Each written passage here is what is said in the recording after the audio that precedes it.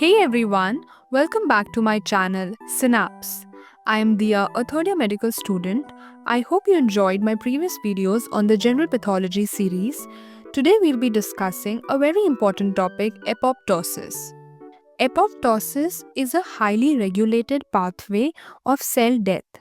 In this process, cells destined to die activate enzymes called caspases, which degrade the cell's nuclear DNA and cytoplasmic proteins. Some key features of apoptosis are the cell is phagocytosed by macrophages, no leakage occurs outside the cell, no inflammation is triggered. It is genetically programmed death of a single cell, often referred to as cell suicide. The word apoptosis means falling off, similar to how leaves fall from a tree. Factors influencing apoptosis. The physiological factors are embryogenesis, formation of fingers in limbs, parturition, the process of giving birth, endometrial shedding occurs during the menstrual cycle. The pathological factors include DNA damage caused by radiation or toxins, accumulation of misfolded proteins leads to diseases like Alzheimer's, infections seen in hepatitis B. Regulators of apoptosis. The pro-apoptotic regulators which promote the cell death are BAX and BAC. The anti-apoptotic regulators which prevent the cell death includes BCL family which prevents the release of cytochrome C from mitochondria. It includes BCL2 and BCL-XL. There are some stress regulators also like BIM, BAD and BID. Apoptosis occurs in three main phases. The first phase is the initiation phase. It includes the intrinsic or the mitochondrial pathway, which occurs in 90% of the cases. Next is the extrinsic or the death receptor mediated pathway, which occurs in 10% of the cases. The second phase is the execution phase, and finally, there is removal of the dead cells by the macrophages.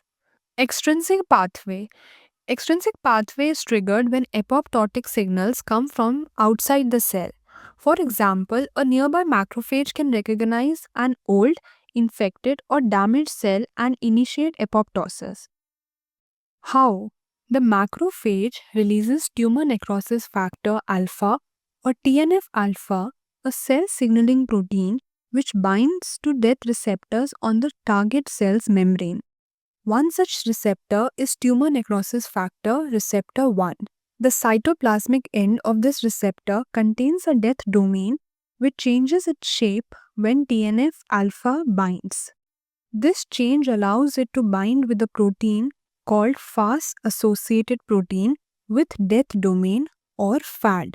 This ultimately activates pro-caspase 8 and 10, converting them into their active forms that are caspase 8 and 10.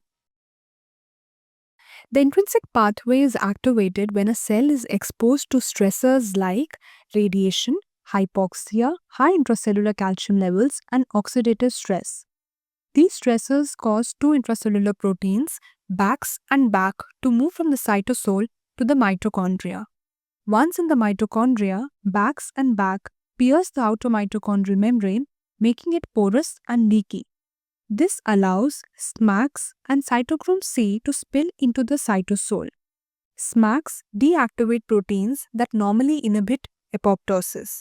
Meanwhile, cytochrome C binds with ATP and APF1, forming a large protein complex called apoptosome. The APF1 portion of the apoptosome then cleaves procaspase 9 into caspase 9, activating it. Extrinsic pathway activates caspase 8 and 10. Intrinsic pathway activates caspase 9.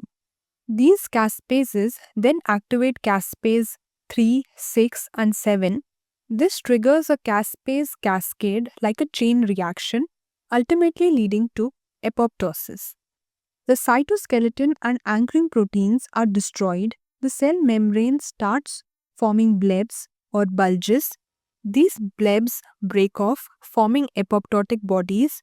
Macrophages recognize these apoptotic bodies and phagocytose them, preventing any inflammatory response.